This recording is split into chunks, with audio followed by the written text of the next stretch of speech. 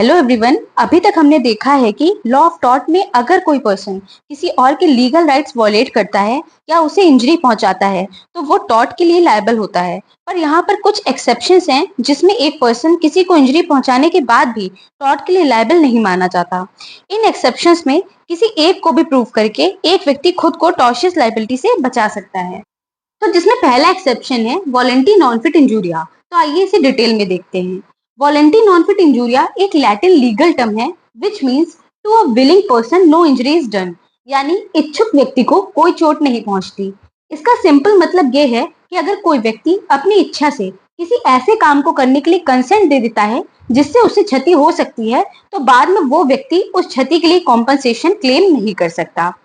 इस मैगजीन के पीछे की रीजनिंग ये है कि जब आपने खुद किसी चीज के लिए हाँ बोली हो या किसी एक्ट या इंजरी को एक्सेप्ट कर लिया हो तो बाद में आप उस एक्ट के अगेंस्ट कोर्ट में एक्शन नहीं ले सकते क्योंकि आप स्वयं उस एक्ट के हिस्सेदार माने जाते हैं।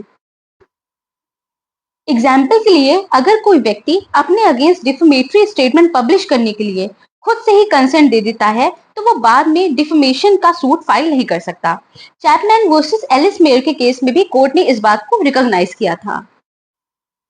उसके बाद एक केस है हॉल वर्सेस ब्रुकलैंड का, जिसमें एक दर्शक कार रेसिंग देख रहा था, तभी एक एक्सीडेंट हुआ जिसमें वो इंजर्ड हो जाता है। तो कोर्ट ने कहा कि इस केस में डिफेंडेंट लायबल नहीं होगा क्योंकि प्लेंटिफ ने अपने रिस्क पर रेस देखने का डिसीजन लिया था और उसने किसी भी इंजरी को सहने की कंसेंट भी दी थी।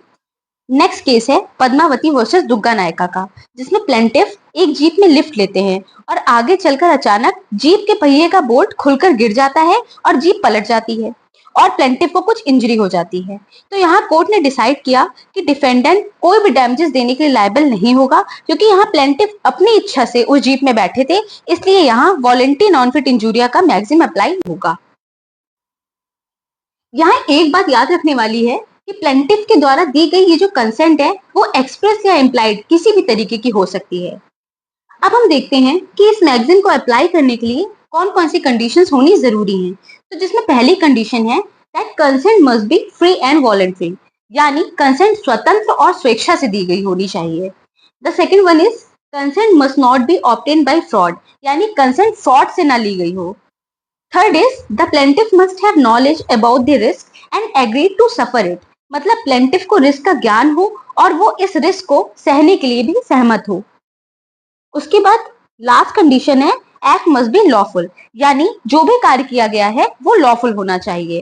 अब हम देखते हैं what is scienti non fit injuria, जिसका मतलब होता है कि सिर्फ रिस्क की नॉलेज होना ही डिफेंस नहीं है, यानी सिर्फ इसलिए कि प्लेंटिफ को रिस्क की नॉलेज थी इसका ये मतलब नहीं निकाला जा सकता कि प्लेंटिफ ने उस रिस्क को सहने के लिए भी कंसेंट दे दी थी।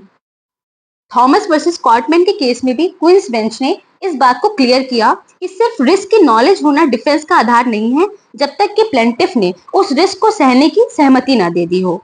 नेक्स्ट केस है स्मिथ वर्सेस चार्ल्स बेकर का, जिसमें प्लेंटिफ डिफेंडेंट की एक पत्थर की खदान में काम करता था जहां क्रेन की मदद से बड़े बड़े पत्थरों को एक जगह से दूसरी जगह ले जाया जा रहा था, जिसके दौरान एक पत्थर गिर पड़ता है और जिससे प्लेंटिफ को इंजरी हो जाती है। तो इस केस में कोर्ट ने डिसाइड किया कि भले ही प्लेंटिफ को रिस्क की नॉलेज थी बट उसने इसके लिए कंसेंट नहीं दी थी, इसलिए इस केस में डिफेंडेंट लायबल होगा। अब आगे देखते हैं कि what are the limitations on the scope of volenti non fit injuria, यानी वो कौन कौन सी कंडीशंस हैं जिसमें वॉलंटी नॉन फिट इंजूरिया का डिफेंस नहीं लिया जा सकता। जिसमें पहला है रेस्क्यू केसेस। तो अगर एक व्यक्ति किसी और की जान बचाने के लिए अपनी जान जोखिम में डाल देता है और इस दौरान अगर उसे कोई इंजरी हो जाती है तो ऐसे व्यक्ति को सिर्फ कंसेंट के बेसिस पर डैमेजेस पाने से रोका नहीं जा सकता और यहाँ वॉलंटी नॉन फिट इंजूरिया का डिफेंस अप्लाई नहीं होगा और डिफेंडेंट अपनी लायबिलिटी से नहीं बच पाएगा। हेन्स वर्सेस हार्वुड के केस में डिफेंडेंट ने सड़क पर एक घोड़ा गाड़ी को बिना निगरानी के ऐसे ही छोड़ दिया। उसी दौरान घोड़े पर किसी ने पत्थर मारा जिससे घोड़े बेकाबू होकर दौड़ने लगे।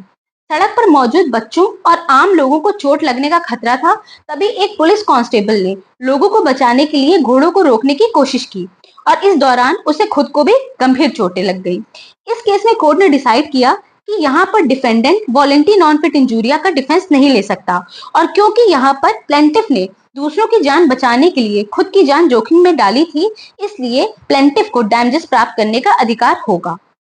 नेक्स्ट है ब्रीच ऑफ स्टैट्यूटरी ड्यूटी, यानी अगर किसी व्यक्ति को ऐसे ब्रीच ऑफ ड्यूटी की वजह से इंजरी हुई हो जो इंस्टीट्यूट के थ्रू इम्पोज की गई थी, तो defendant voluntary non fit injuria का डिफेंस नहीं ले सकता। नेक्स्ट है नेग्लिजेंस, यानी अगर प्लेंटिफ ने रिस्क के लिए कंसेंट दे दी हो तो ये प्रिज्यूम कर लिया जाता है कि डिफेंडेंट नेग्लिजेंट नहीं होगा। जैसे मान लीजिए किसी पेशेंट ने ऑपरेशन के लिए कंसेंट दी, तो यहाँ पर डॉक्टर की ये ड्यूटी है कि वो अपना काम प्रॉपर केयर और कॉशन से करे, और अगर डॉक्टर की लापरवाही की वजह से पेशेंट की डेथ हो जाती है तो doctor voluntary non fit injuria का डिफेंस नहीं ले सकता। तो ये थी कुछ लिमिटेशंस जिसमें वॉलंटरी नॉन फिट इंजूरिया का डिफेंस नहीं लिया जा सकता। तो आई होप आपको आज का ये लेक्चर क्लियर होगा। अगर आपको किसी भी तरीके का कोई डाउट है तो आप मुझसे कमेंट सेक्शन में पूछ सकते हैं। And please like share and subscribe. Thank you.